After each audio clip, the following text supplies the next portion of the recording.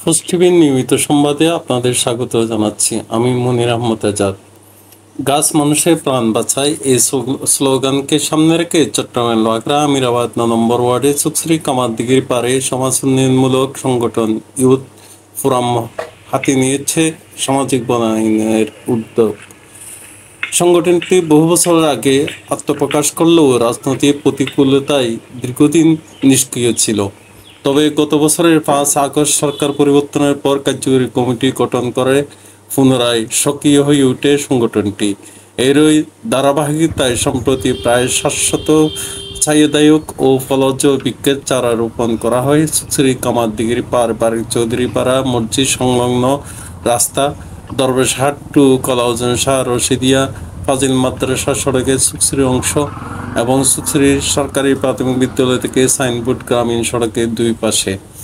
ফলে পথচারীদের জন্য তৈরি হচ্ছে সবুজ ছায়াপথ। পাশাপাশি ফলজ গাছগুলো থেকে স্থানীয়রা উপকৃত হবেন বলে আশা করা হচ্ছে।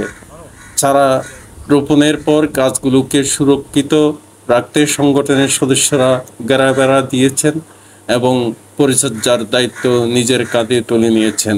সংগঠনের সভাপতি মোহাম্মদ হেলাল উদ্দিন বলেন, আমরা সামাজিক বনায়ন সৃষ্টি করেছি। এর পরিচর্যার দায়িত্ব শুধু আমাদের নয়, সমাজের সব শ্রেণী পেশার মানুষের। ভালো কাজে সবাইকে এগিয়ে আসা উচিত।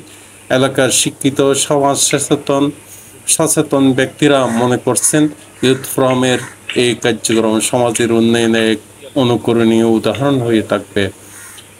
এইভাবে একটি সচেতন তরুণ সংগঠনের হাতে এগিয়ে যাচ্ছে সমাজ ও পরিবেশ। এখন পর্যন্ত এইটুকুই।